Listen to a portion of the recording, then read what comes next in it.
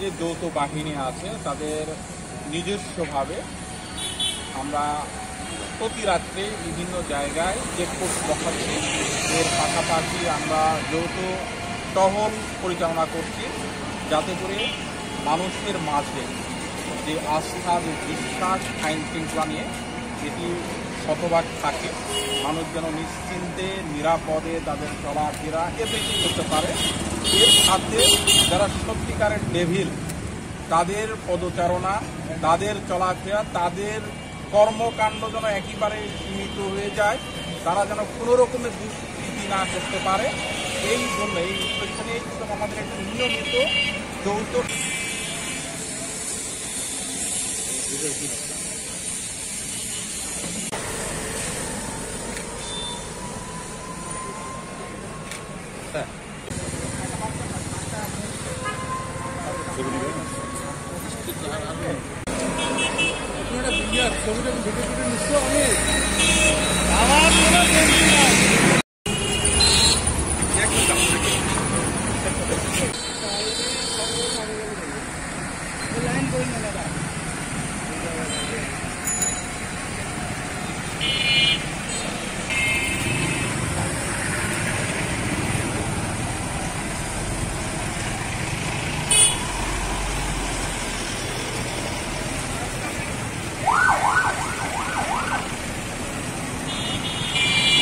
সংগঠনের সাথে আমরা নিয়মিত যোগাযোগ রাখছি।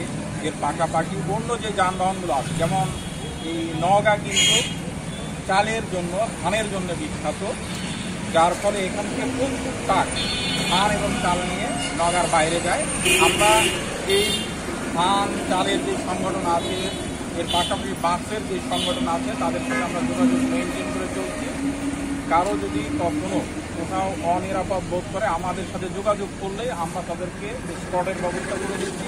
পাশাপাশি আমাদের যেহেতু প্রতি রাজ্যে চেকপোস্ট থাকছে, প্রতি রাজ্যে আমাদের নিয়মিত টহল থাকছে, যার কারণে এখানে নিরাপত্তার যে বিষয়টা এটি শতভাগ এখানে ভালো আছে এবং এখানকার মানুষ কিন্তু নিরাপদ আছে।